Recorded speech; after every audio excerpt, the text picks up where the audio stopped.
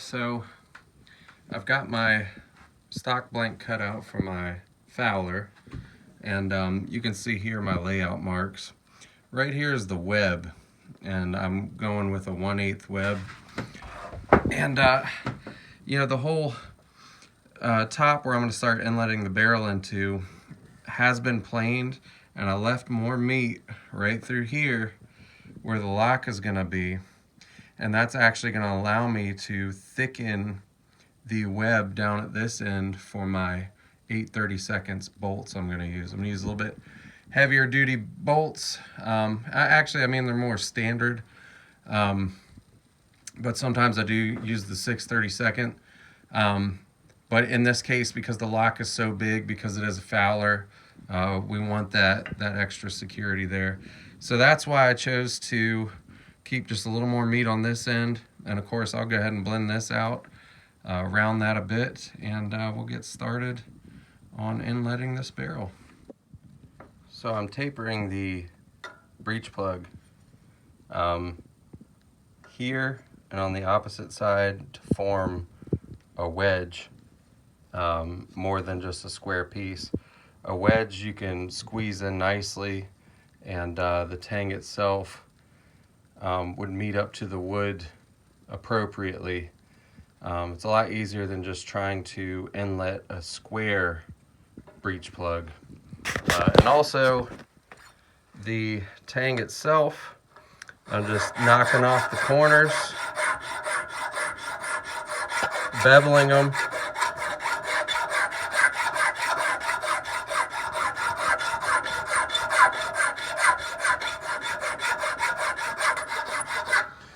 This will also aid in inletting and this thing getting seated properly. So not too complicated, and it's getting thinner on this end, and it's staying true to the top. I'm not really touching the top. You can kind of see where my file has stopped right about there, thinning down this way. So yep, just got to keep rolling. And the CNC marks on this rice barrel, those have got to go. So clean it up, and then we'll get it inletted. All right, guys, we have safely removed the breech plug, and it looks like Rice Barrel Company maybe puts pipe dope or something on those threads.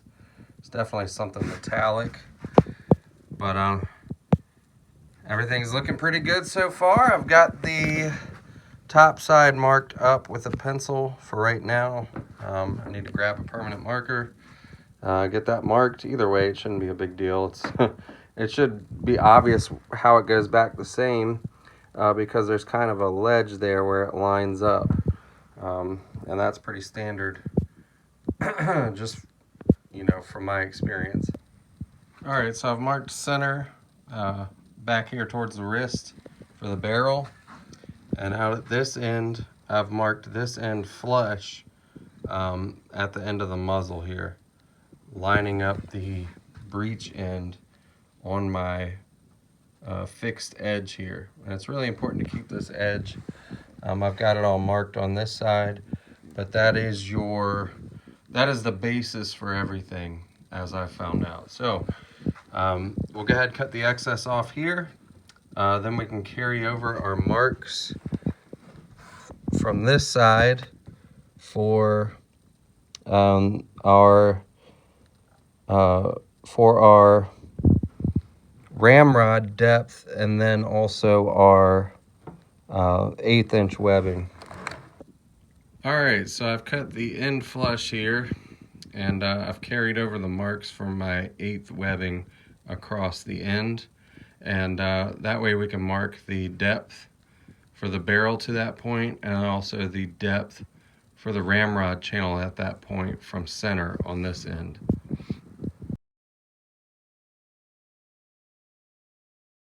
All right, guys, we laid our barrel up here. I had to notch out back here towards the breech end so that the barrel would actually set in there flush without being on that ramp.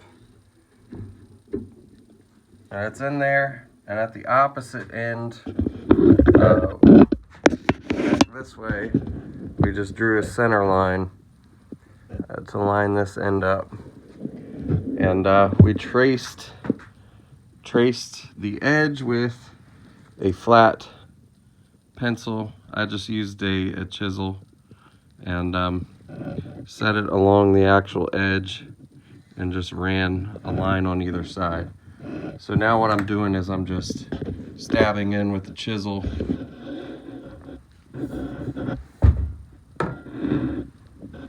You can kind of see where I've already started. I'm using about a 1/2 inch chisel for this. I feel like it gives you more consistency.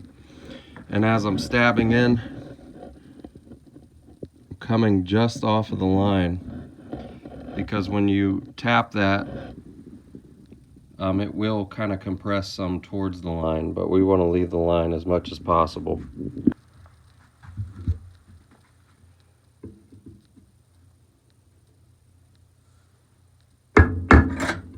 This is some really, really hard maple here.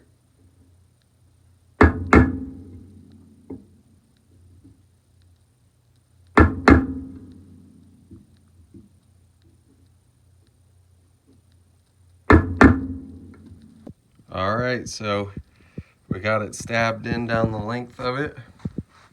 Looking pretty good here. And now is the fun part.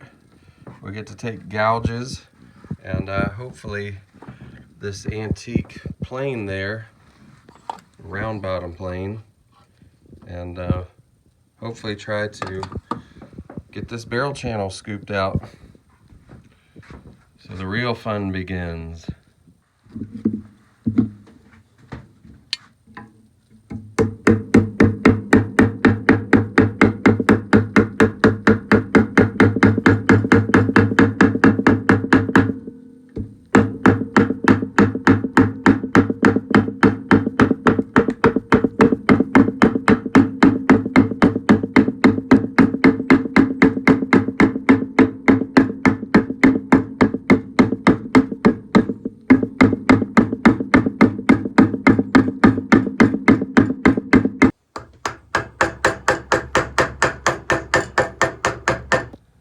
Alright, just to give you guys a peek, stopping here for a second, just show you where we're at. Still gouging out the barrel, but it's looking pretty good so far. Lots of work when maple's this hard.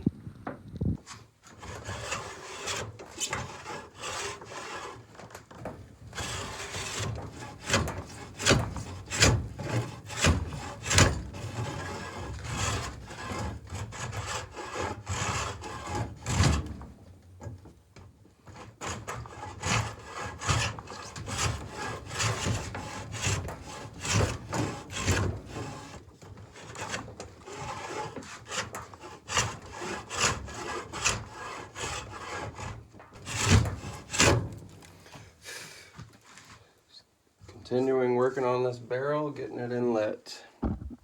Looking pretty good so far. A little bit on the rough side, but you can smooth that stuff out later.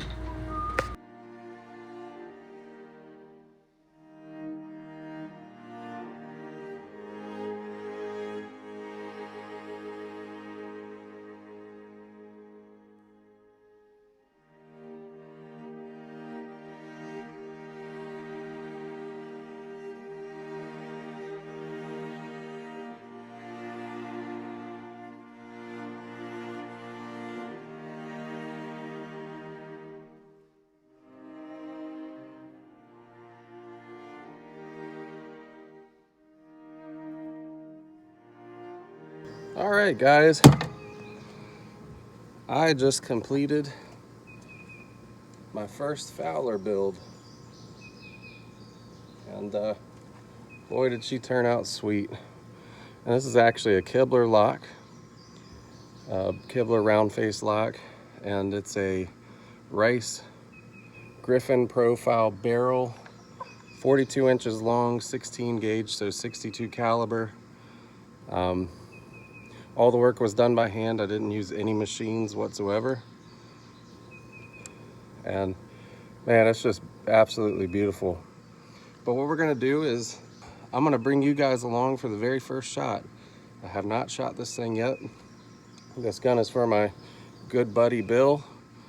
And Bill, you got a good one, man. I'm a little jealous. It's beautiful. We're gonna do 80 grains. Kind of see where that puts us.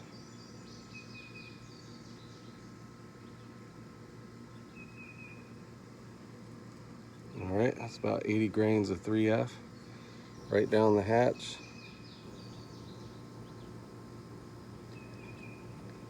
And the other thing I'm gonna do is I'm probably just gonna go ahead and do a loose ball. Because if you can get accurate with a loose ball, anything else will be good to go. I got some newspaper for wadding.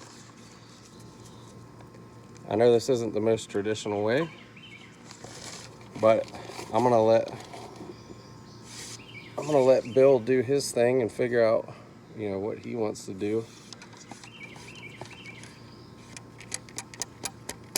All right, so that's down there good.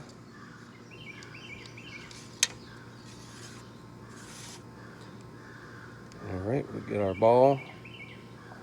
This is a .60 ball.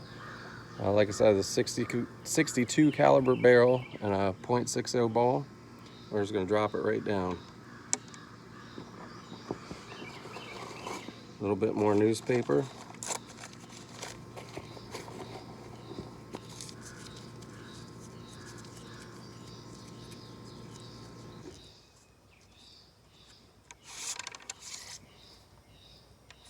Man, this thing is sweet. Newspaper's a little loose, but I think it'll hold tight once it's squished down there. Yeah, this build was spectacular. As far as how everything went, I'm thoroughly pleased. Just a gorgeous gun. I love it's got an ant on it. I love the pigtail trigger. It's probably one of my favorite features. And I made the side plate there. You can see number 2. So let's go ahead. We're gonna get our ears in. We'll get it primed and we'll take our first shot.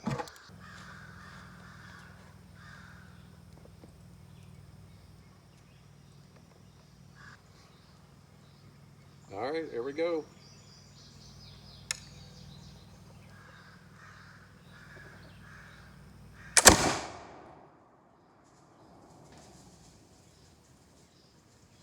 Wow.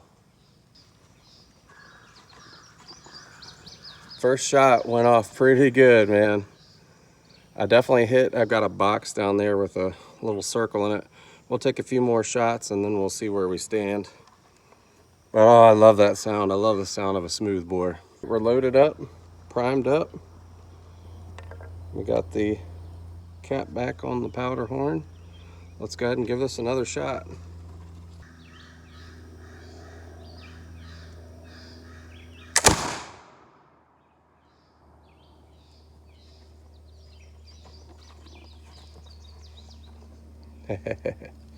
There's definitely a little bit of moisture in the pan.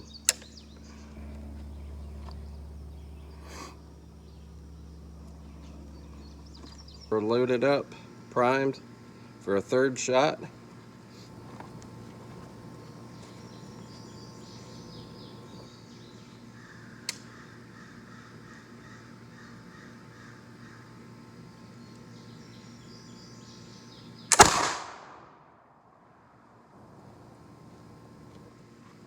Fourth shot. Let's see if I can concentrate a little bit more. really hit that bullseye.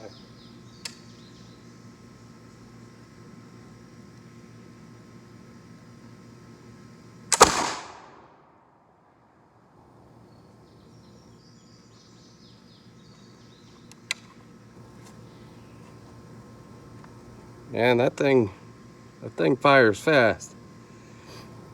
Real light trigger pull too.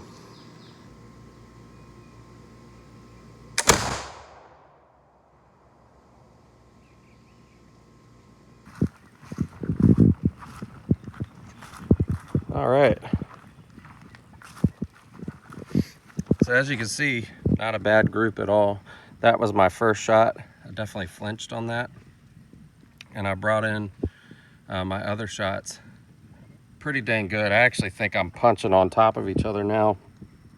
So that's 15 yards, loose ball. So that's 15 yards, loose ball.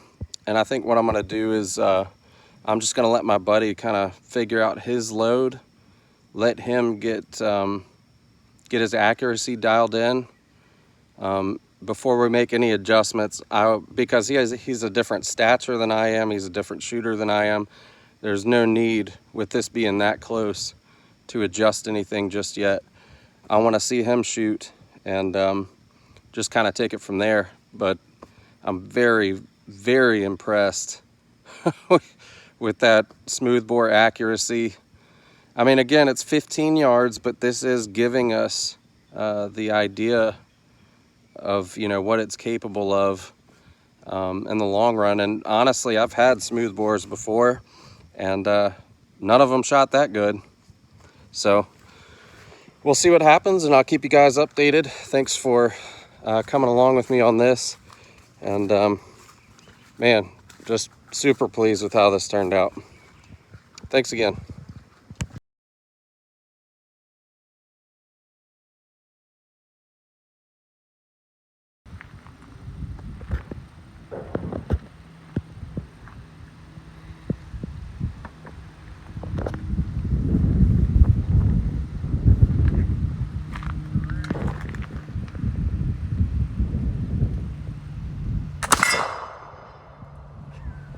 Holy day. They rocked it. Shoot, man. Shoot. Man ready, thrower ready, I'm ready, go for it.